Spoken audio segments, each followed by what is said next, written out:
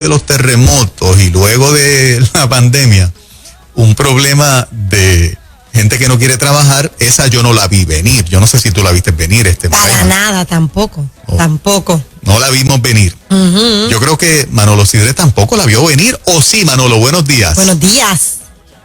Buenos días a ustedes, buenos días a los amigos de Nueva Vida. Para mí siempre es un placer estar con ustedes en la mañana, es un refrescarme antes de comenzar el día a día, que es bastante duro, que es siempre. Así que, pues mire, déjeme poner esto en perspectiva, ¿verdad? Porque bajo ningún concepto queremos dar la impresión de falta de sensibilidad.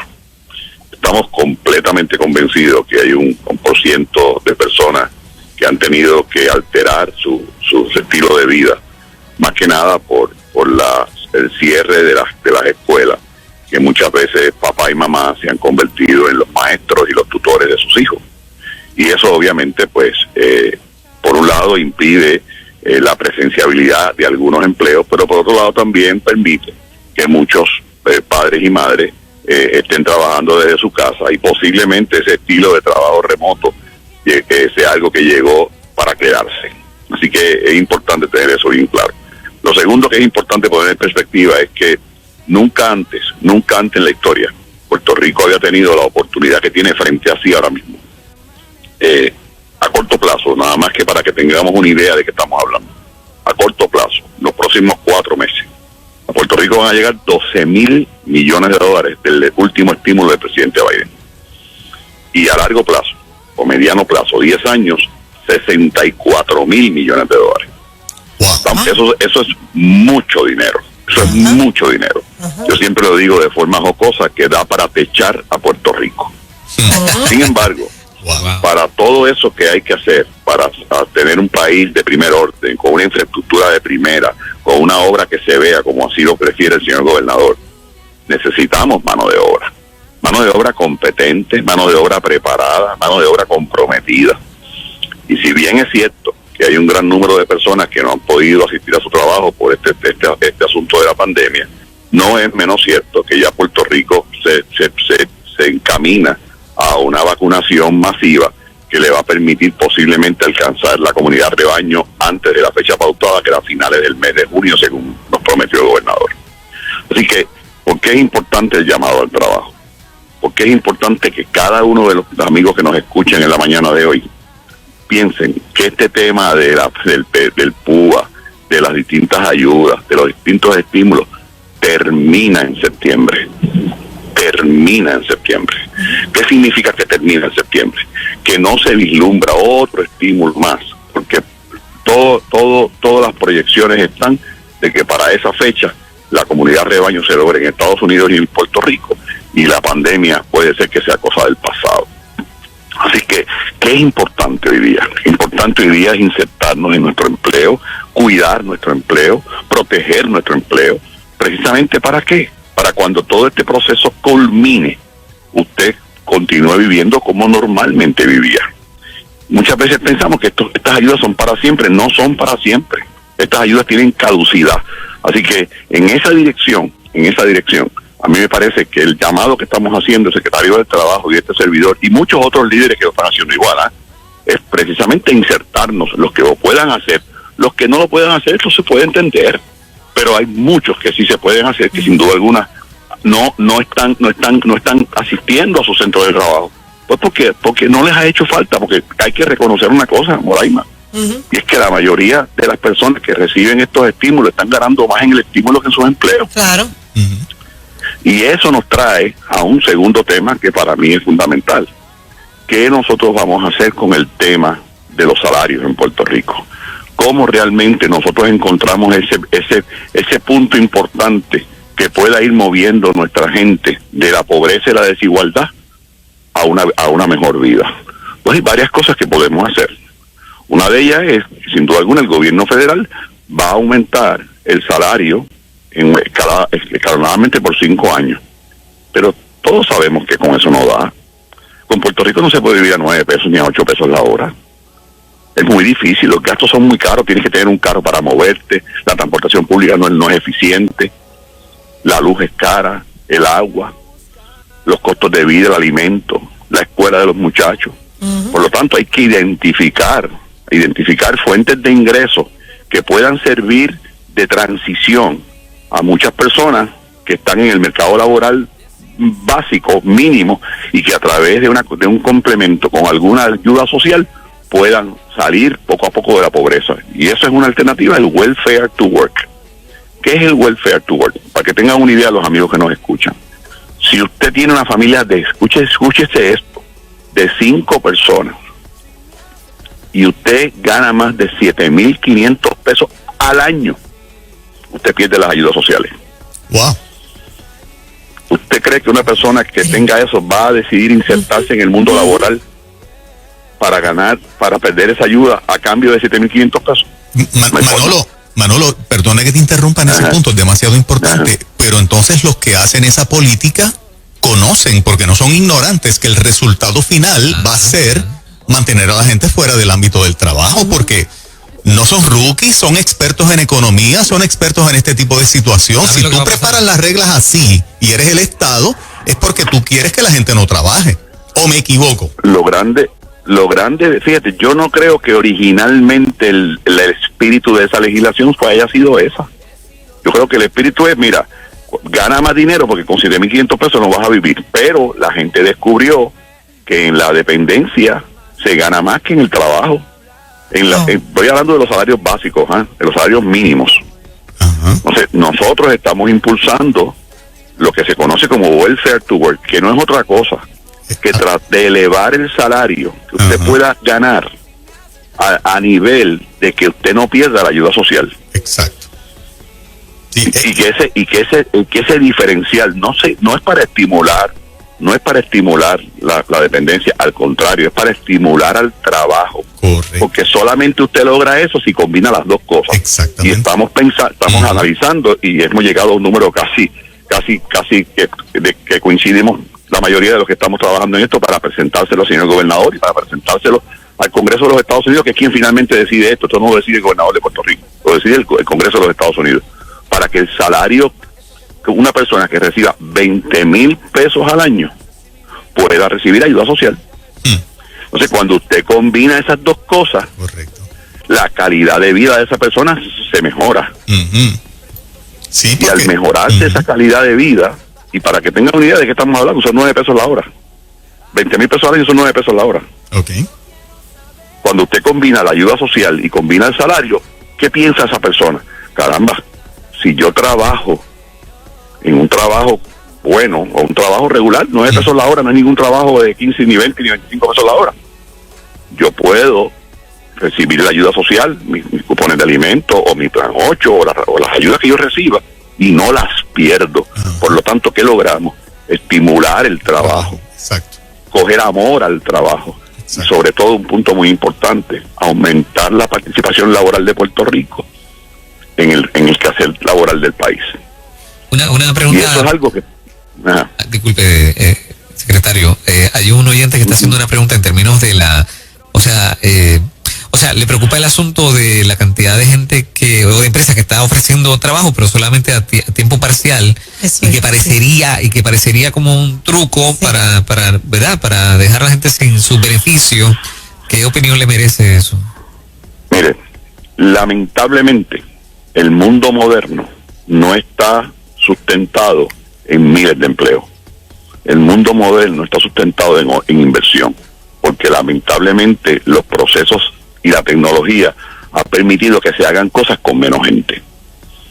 Más a mi favor, si el trabajo disponible de una persona es tiempo parcial, pero un empleo de tiempo parcial puede ser más de 7,500 pesos al año. Un empleo parcial que hoy por hoy ni siquiera lo consideramos, porque no perdemos las ayudas que son más importantes que nosotros. Y yo haría exactamente lo mismo. Yo no estoy juzgando a nadie, al contrario. Yo estoy diciendo que si nosotros podemos combinar ambas, sea el empleo parcial o el empleo de 40 horas, nosotros vamos a poder estimular al trabajo. Nosotros nos estimulamos a trabajar más, porque la combinación de ambas nos da una mejor calidad de vida. Y el ser humano busca esa calidad de vida. El que quiera vivir en la dependencia, pues quedará en esa dependencia. Pero yo estoy completamente convencido que la mayoría de los puertorriqueños, aspiran a una mejor vida. Hay países en Europa, específicamente Noruega. Noruega le entrega 1.600 pesos mensuales a todos sus residentes, todos los meses. Esa es la ayuda social. Usted hace con esa ayuda lo que usted quiera, pero esa es su ayuda social. Ahí no hay nada más. Y yo estoy a favor de eso. ¿Por qué? Porque le pongo la responsabilidad de su presupuesto al ciudadano.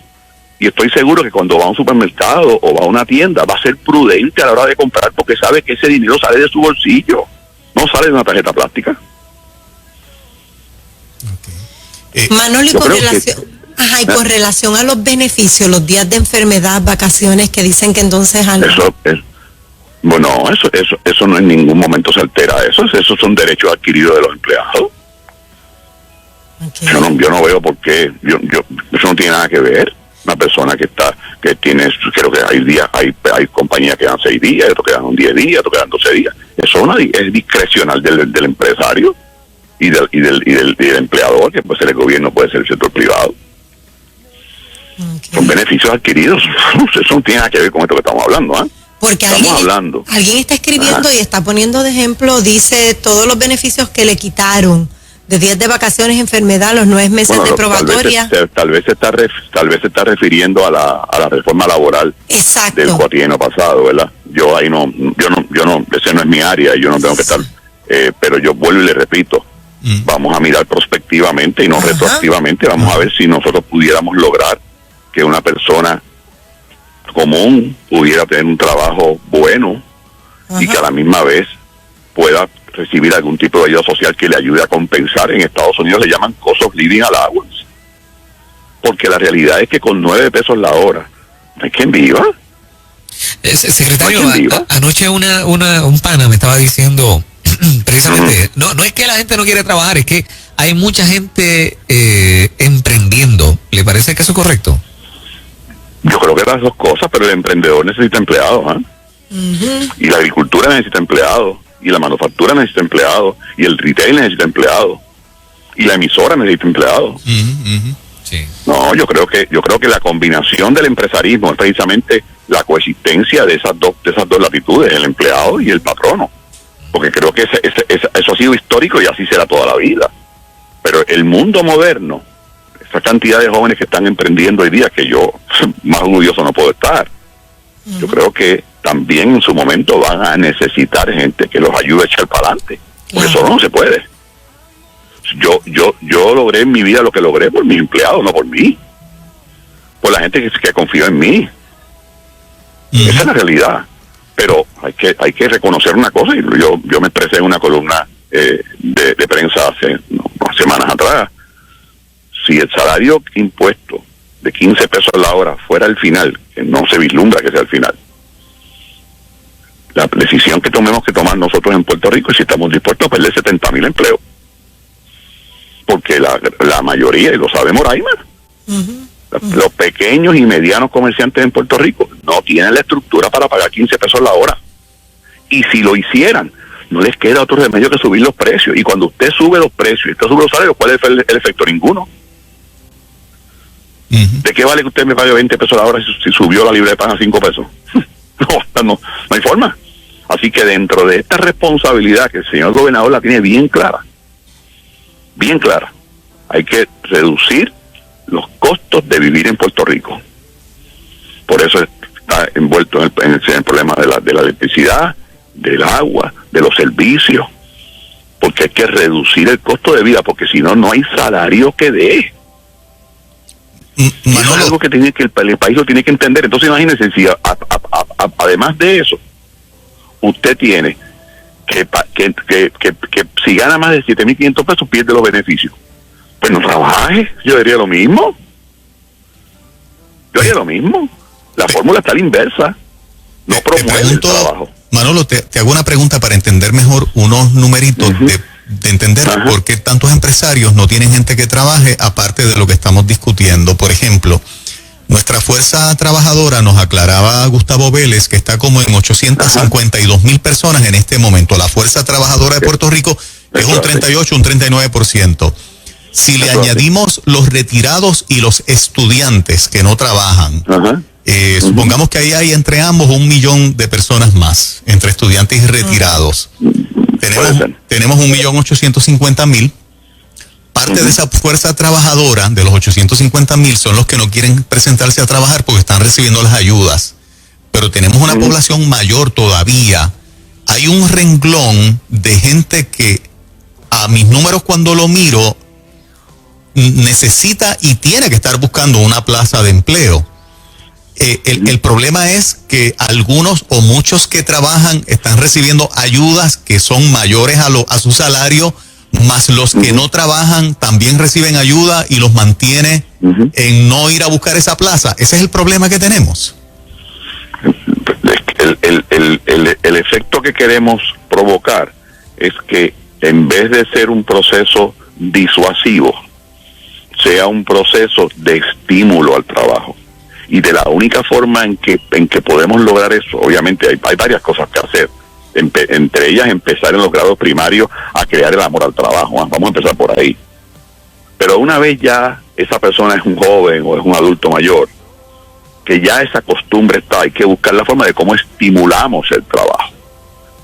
Y nosotros entendemos que uno de esos estímulos, no es el único, pero que uno de esos estímulos que puede funcionar es que si usted puede combinar ayuda social con salario, porque eso le permite a usted decir, porque mira, yo puedo trabajar, yo puedo tener un negocio, yo puedo reportar un negocio que tengo personal, que muchas veces no lo hacemos hoy día, porque tenemos miedo a perder los beneficios. Los que conocemos un poco la isla sabemos que es así. Así que lo que estamos buscando es cómo ordenar una economía dentro de un contexto de amor al trabajo, donde no se penalice por trabajar por recibir ayuda social. Esos 64... Es una agenda ambiciosa de mi parte y de parte del secretario del Trabajo. Es bien ambicioso.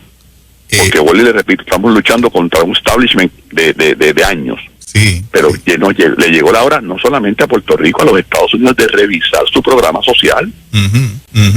La pregunta que nos tenemos que hacer es si funciona. La respuesta es que no.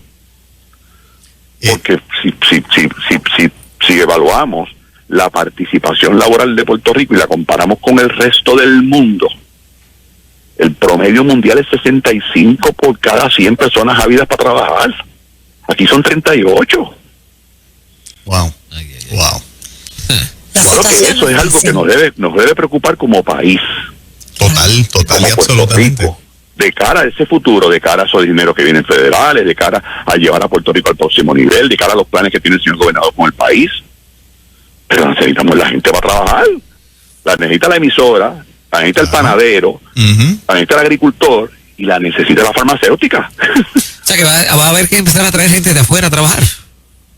Bueno, no sé si ustedes han visto los 150 trabajadores mexicanos que están trabajando en Santa Isabel. ¿De veras? Eso no es un secreto. Wow, okay. Se importó a mano de obra para trabajar en agricultura, porque no tenía mano de obra. Ay, papá. Wow. Se les pierde la cosecha a los agricultores. Sí.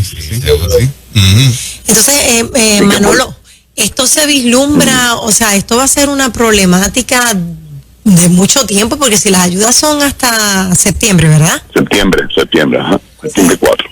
Septiembre. Entonces, ese patrono, ese empleado cuando quiera virar, probablemente el patrono ya tiene a alguien. O peor todavía, Moraima. O cerró. O cerró el negocio, Moraima. Tú tienes una escuela, Moraima, si no tienes maestro tienes que cerrar. Así mismo. Sí, exacto. Así que es lo mismo, o sea, yo creo que el llamado, y yo hago una invitación a los sectores productivos del país que tienen este tipo de situación, que de una vez y por todas traigan el problema a la discusión y sean parte de la solución y no parte del problema. Nos llegó la hora de bajarnos de los bleachers, todos, buscando solución por Puerto Rico y no tratando de depender que el gobierno lo haga todo. El gobierno no lo puede hacer todo. Yo creo que ese es el llamado principal en esto. A lo mejor la alternativa de welfare to work no pasa en el Congreso, pero ¿qué vamos a hacer? ¿Nos vamos a quedar con los brazos cruzados? No podemos quedarnos con los brazos cruzados. Porque otra vez, estamos hablando de septiembre, Mora, pero tú y yo sabemos que hasta el tiempo pasa volando. ¿Y qué va a pasar en septiembre? ¿O es que acaso, y es importante que esto lo traigamos a la discusión, Ajá. Todo este paquete de estímulos que está saliendo hoy día de los Estados Unidos, al final del camino va a producir varias cosas, entre ellas un alza de intereses, porque se cobra esos chavos para atrás. Número dos, una posible inflación por la cantidad de dinero que hay en la calle. ¿Qué es una inflación? Exceso de dinero en la calle, precios altos. Que posiblemente, después que este proceso pase, podemos estar peor que mejor. Pues hay que buscar la forma de posicionarnos para precisamente convertir esto en una verdadera oportunidad y no simplemente en un periodo de 4 o 5 meses de bonanza. Ya tenemos el alza. Ya tenemos el alza en los costos de alimentos a partir de abril. No, de alimentos, de combustibles. Combustibles y demás. Y es a nivel de los Estados Unidos, no es a nivel de Puerto Rico, es a nivel de los Estados Unidos. Porque hay exceso de efectivo, porque tú haces cuando hay exceso de efectivo, sube los precios. Seguro. ¿Eso es así? Manolo, la parte que es del gobierno, quien recibe los 64 billones es el gobierno. La parte del gobierno de transformar a Puerto Rico con esos 64 billones o despilfarrarlos, de acuerdo a tu perfil y tu experiencia, es un tremendo reto para el gobierno también, la parte que le corresponde, que se utilicen bien y que no se despilfarren, ¿cierto? Bueno, es un reto grande, contrario a otros eventos en el pasado. La estructura gubernamental está preparada, está fortalecida en esa línea. Hay una agencia del gobierno que se llama Core 3, que la dirige el ingeniero Manuel Lavoy, que precisamente lo que hace es que una vez FEMA asigna los dineros, se encarga de que esos proyectos se contraten con las especificaciones federales del dinero que se dio, ¿verdad? Hay unos subgrantees en Puerto Rico, de Estados Unidos, como compañías que están pendientes a la buena utilización de ese dinero, ¿verdad? Así que el señor gobernador está con los ojos muy cerca de todo este proceso, pero muy cerca, precisamente para asegurarse de que la utilización de esos fondos se haga de acuerdo a lo establecido y a lo que quiere que pase. Así, siempre hay un riesgo de que pueda haber una malversación, porque siempre lo hay, pero yo estoy completamente convencido que el interés del señor gobernador no está en esa dirección, todo lo contrario, y me parece a mí que esta vez va a ser bastante diferente. Excelente. Muy bien. Al menos en comercio y desarrollo tiene uno de los mejores. Eso es así. Bueno, hay un refrán que dice que cuando pase el tiempo, entonces definimos si era bueno o era malo, pero por el momento pues yo estoy tratando de hacer el trabajo, tratando de traer a la mesa mis años de experiencia, tratando de concienciar al país y que lo que siempre dije cuando estaba fuera del gobierno lo digo igual ahora. Yo creo que nos llegó la hora a Puerto Rico, a todos los puertorriqueños, de insertarnos, de bajarnos de los bleachers y ser todos parte de la solución. Esto no se le puede dejar simplemente al gobierno, porque el gobierno no lo puede hacer solo, tiene que hacerlo junto con todo el mundo. Y es que yo recomendaría una moratoria de 3 años, donde le pusiéramos a un lado las armas y nos uniéramos todos por ese país que queremos y merecemos todos los puertorriqueños, y después pues la división y las cosas pues se bregarán, pero en este momento lo que nos tenemos que unir es detrás de salir adelante, de echar para adelante, de traer nuestros jóvenes a Puerto Rico, de ser un país de oportunidades, un país educado, un país saludable, un país que respete a los niños, que cuida a los envejecientes, un país que busque la calidad de vida, un país que todo el mundo quiera vivir en él, y yo podemos hacer. No hay nadie que lo quiera hacer. Si puertorriqueño lo quiere hacer, no hay ciudadanos del planeta que lo pueda hacer mejor que nosotros. Mira, su humildad es tan grande que él dice, es cuestión de tiempo. Yo siempre estoy hablando por él y no, este hombre, yo sé que su intención fue y es hacerlo bien desde antes de estar en el gobierno. Claro que sí. Lo he visto trabajar fuertemente. Es que tú me quieres mucho, así que... es la verdad. Así que estamos seguros que estás dejando el corazón en todo lo que haces y te lo agradecemos. Gracias. Un fuerte abrazo a los dos. Cuídense mucho. Gracias. Cómo no, bendiciones. Un fuerte abrazo. Hasta luego. Igual. Hablamos con el politólogo ya mismo. Sí.